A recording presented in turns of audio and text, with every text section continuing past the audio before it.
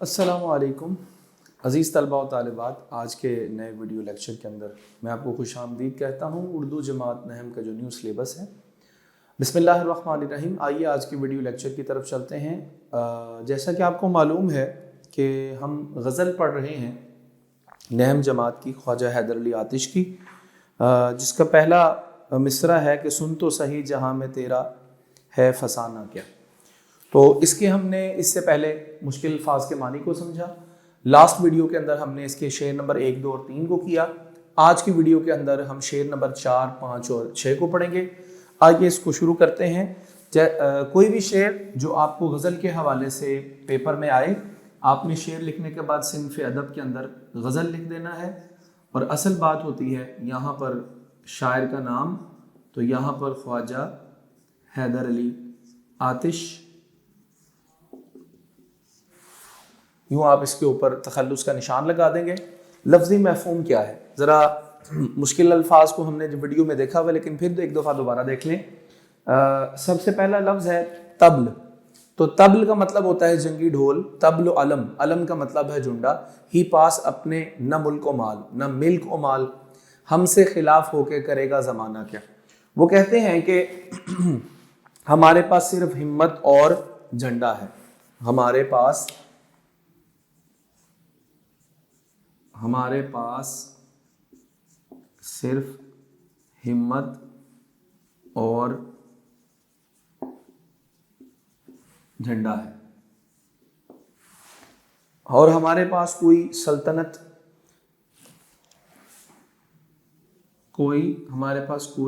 سلطنت نہیں ہے۔ زمانہ ہماری کیا مخالفت کر پائے گا، زمانہ ہماری کیا مخالفت کر پائے گا، یہ ایک انہوں نے سوال کیا ہے۔ عزیز طلبہ و طالبات، تشریح کی طرف چلتے ہیں، حوالہ جاتی اشعار کو دیکھتے ہیں۔ یاد رکھیے جب بھی آپ تشریح لکھیں گے تو اس کے سامنے تفصیلیہ لگائیں گے، اور اس کی نچلی والی لائن سے لکھنا جو ہے وہ آپ شروع کریں گے۔ تو پہلے مصرعے کے اندر آپ اکثر، میں اس کا پہلے 1-2 لائنوں میں تعارف بتا دیتا ہوں کہ غزل گوئی کے اندر میر تقی میر اور مرزا غالب کے بعد اگر کسی کو غزل گوئی کے اندر مقام حاصل ہوا ہے تو وہ خواجہ حیدر علی آتش ہیں۔ وہ کہتے ہیں اس شعر کے اندر کہ ہمارے پاس جو طبل و علم، یعنی وہ نکارہ اور وہ جھنڈا ہے جو بنیادی طور پہ وزیروں کی سواری کے ساتھ ہوتا ہے، موجود نہیں ہے۔ اور دوسری بات یہ ہے کہ نہ ہمارے پاس کوئی وہ وسیع سلطنت ہے، اور نہ ہمارے پاس کوئی وسیع مال ہے۔ یعنی یہاں پر ایک جو علامتی طور پر انہوں نے بات استعمال کی ہے، سب سے پہلے طبل و علم۔ طبل و علم سے مراد وہ علامت یا وہ نکارہ اور جھنڈا جو عام طور پر کسی بادشاہ کے وزیر کے پاس ہوتا ہے، وہ بھی ہمارے پاس نہیں ہے، اور نہ ہی ہمارے پاس کوئی سلطنت ہے اور نہ کوئی مال ہے۔ تو ہمارے پاس تو صرف ہمت ہے، کچھ کرنے کا عزم ہے، اس کے علاوہ تو ہمارے پاس کوئی کچھ نہیں ہے۔ یہ اشارہ ہے کہ طاقت اصل منبع انسان کا کردار اور خودداری ہے۔ انسان کی اصل اس کی خودداری ہے، اور اس کا عزم و حوصلہ اور کچھ کرنے کا جو ارادہ انسان کے اندر موجود ہے وہ یہ ہے۔ اس سے آگے وہ کہتے ہیں کہ اس لیے تو شاعر مشرق بھی ہمیں خود ہی کو بلند کرنے کا درس دے گئے اور اسی پر وہ علامہ محمد اقبال کا وہ شعر حوالہ جدیاں میں آپ کے سامنے لکھتا ہوں کہ خودی کو کر بلند اتنا، خودی کو کر بلند اتنا کہ ہر تقدیر سے پہلے، کہ ہر تقدیر سے پہلے خدا بندے سے خود پوچھے، خدا بندے سے خود پوچھے بتا تیری رضا کیا ہے۔ جی عزیز طلبہ و طالبات، یہاں پر یہ حوالہ جاتی شعر آ جائے گا۔ دوسرے مصرے کے اندر وہ کہتے ہیں کہ اگر ہماری زمانے ہمارے مخالف ہو جائے اور ہماری زمانے سے جنگ ہو جائے تو اس پر ہمیں کوئی اثر نہیں ہے، ہم نے اپنے اصولوں اور خودداری کے بل بوتے پر کھڑے ہیں۔ ایک غیرت مند کا بھروسہ اللہ تعالیٰ کی ذات پہ ہوتا ہے، ایک غیرت مند انسان کا بھروسہ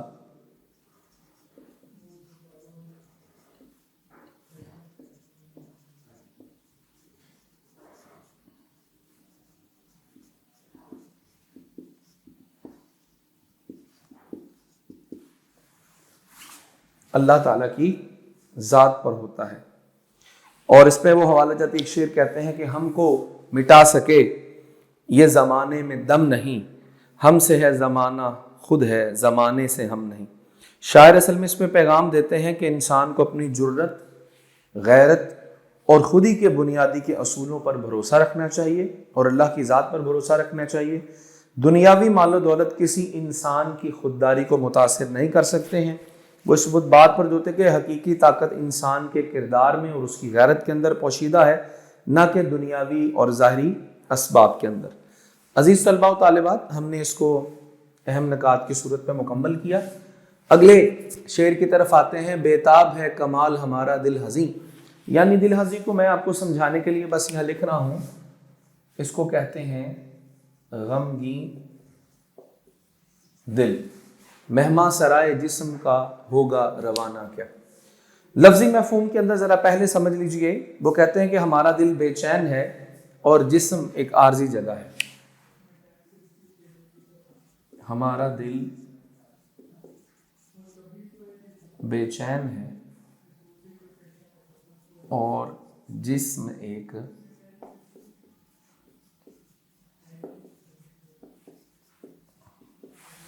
ہمارا دل بے چین ہے اور جسم یعنی ایک عارضی جگہ ہے جہاں سے روح ایک دن پرواز کر جائے گی۔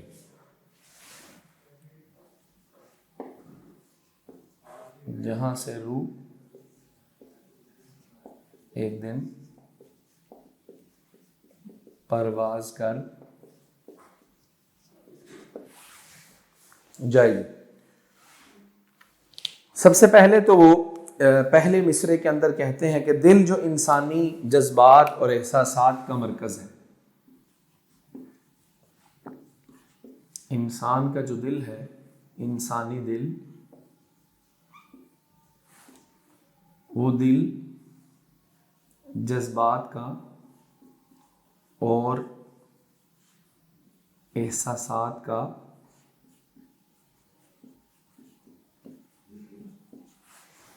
انسانی دل جذبات اور احساسات کا مرکز ہے، اور وہ یہ کہتے ہیں کہ اپنے کمال کو پانے کے لیے بے قرار ہے، اور وہ جو دل ہے وہ اپنے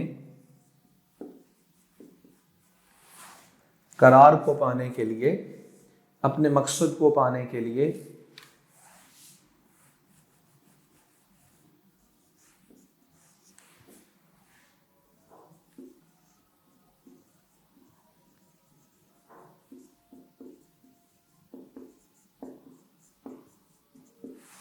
اپنے قرار کو پانے کے لیے بے قرار ہے۔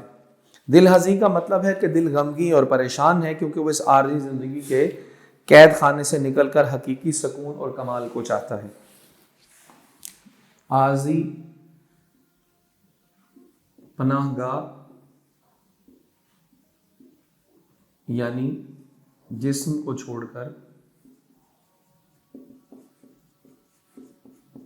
اپنے اصلی کمال کو پانا چاہتا ہے، اور وہ کہتا ہے کہ یہ جو انسان کی روح ہے وہ اس جسم کے اندر وقتی طور پر اس دنیا کے اندر جو ہے وہ قید ہے۔ یہ ایک انسانی اور روحانی بے قراری ہے جو کمال کی جستجو کی طرف اشارہ ہے، کمال کی جستجو کی طرف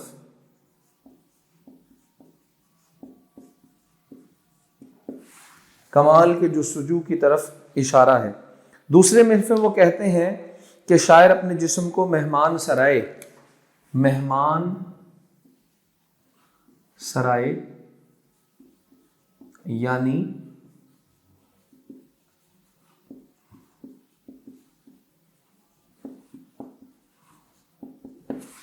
یعنی اس کو وہ عارضی ٹھکانہ کہتے ہیں، اور وہ کہتے ہیں اس کی اصل حقیقت اس کی روح ہے جو اس جسم کے اندر قید ہے، تھوڑی دیر کے لیے بھیجی گئی ہے۔ وہ زندگی دنیا ایک عارضی ہے اور اس کے بعد اس کا اگلا جہاں شروع ہو جائے گا، اور اشارہ کرتے ہیں کہ حقیقی کمال اور سکون موت کے بعد والی زندگی میں ہے۔ دن زندگی کے ختم ہوئے، شام ہو گئی۔ حوالہ جاتی شعر ہے،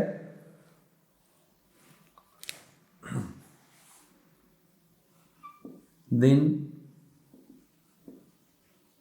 زندگی کے ختم ہوئے، شام ہو گئی۔ دن زندگی کے ختم ہوئے، شام ہو گئی، پھیلا کے پاؤں سوئیں گے، پھیلا کے پاؤں سوئیں گے، کنجے مزار میں۔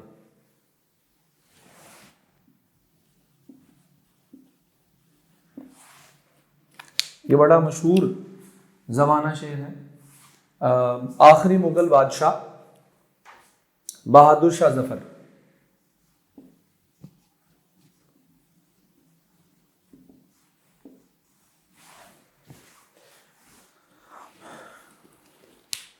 عزیز طلبہ و طالبات، یہاں پر آپ کا شعر نمبر 5 اپنے تشریح کے اہم نکات کے ساتھ مکمل ہے۔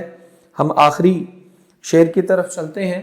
یہ جو آخری شعر ہے جس کے اندر شاعر نے اپنا تخلص بھی استعمال کیا ہے، یاد رکھیے یہ غزل کا آخری شعر ہونے کے ساتھ ساتھ جو ہے وہ مقطع بھی ہے۔ لفظی مفہوم کے اندر یوں مدعی حسد نہ دے، حسد سے نہ دے داد تو نہ دے، آتش غزل تو نے کہی عاشقانہ کیا۔ یعنی یہاں پر وہ بات کرتے ہیں کہ اگر حاسد میری شاعری کی تعریف نہ کرے، اگر حاسد میری شاعری کی تعریف نہ کرے تو کوئی بات نہیں، کوئی بات نہیں، میری یہ غزل ایسی ہی عاشقانہ ہے، تو کوئی بات نہیں، میری یہ غزل ایسی ہی عاشقانہ ہے۔ یعنی کیا خوب کلام ہے۔ اور اسی طرح ہم پہلے یہ بتا دیں گے کہ غزل گوئی کے اندر میر تقی میر اور مرزا غالب کے بعد اردو کی غزل گوئی کے اندر ایک بڑا مقام ہے حیدر علی آتش کا، اور وہ اس شعر اپنے آخری غزل کے مقطع کے اندر کہتے ہیں کہ اگر مدعی یعنی رقیب، یہاں پر مدعی سے مراد انہوں نے مدعی سے مراد ان کا رقیب یعنی کہ جو حاسد ہے اس کو مخاطب کر کے کہا ہے کہ وہ میری تعریف نہیں کرنا چاہتا تو کوئی بات نہیں، مجھے اس سے کوئی فرق نہیں پڑتا۔ شاعر کو اپنے فن اور کلام پر اعتماد ہونا چاہیے، شاعر کو اپنے فن اور کلام پر اعتماد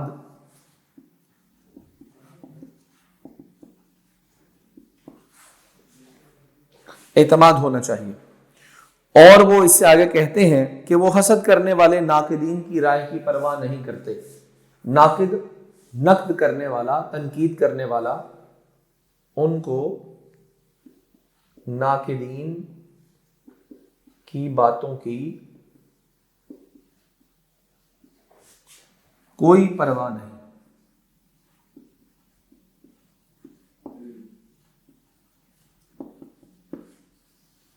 ان کو ناقدین کی باتوں کی کوئی پرواہ نہیں ہے. ان کو اپنے مضبوط دلائل اور اپنے کلام کے اوپر اعتماد ہے. وہ کہتے ہیں اور بھی دنیا میں سخنور بہت اچھے، کہتے ہیں غالب کا انداز بیاں اور. یہ حوالہ جاتی کے طور پر آپ لکھ سکتے ہیں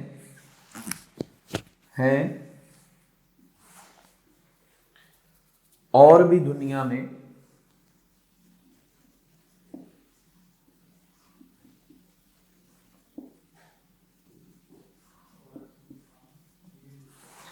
اور بھی دنیا میں سخنور بہت اچھے اور بھی دنیا میں سخنور بہت اچھے، کہتے ہیں کہ غالب کا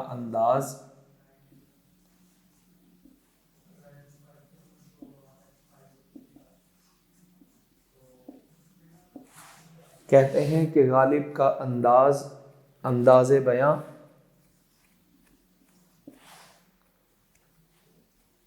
اور.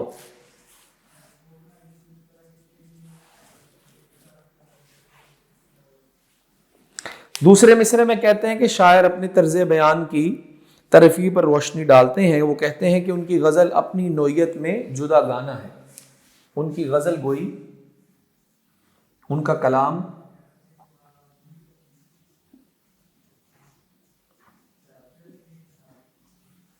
یعنی ایک الگ جدا گانا پیغام ہے جو محبت کے گہرے جذبات سے سرشار ہے. جو محبت کے گہرے جذبات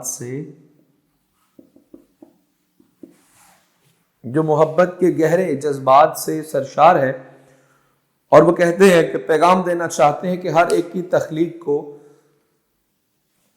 اپنی تخلیقی صلاحیتوں پر اور خداداد صلاحیتوں کے اوپر یقین رکھنا چاہیے اور دوسروں کی رائے، خاص طور پر حسد اور مخالفت اور ناقدین کی پرواہ نہیں کرنی چاہیے اور اس کو اہمیت نہیں دینی چاہیے.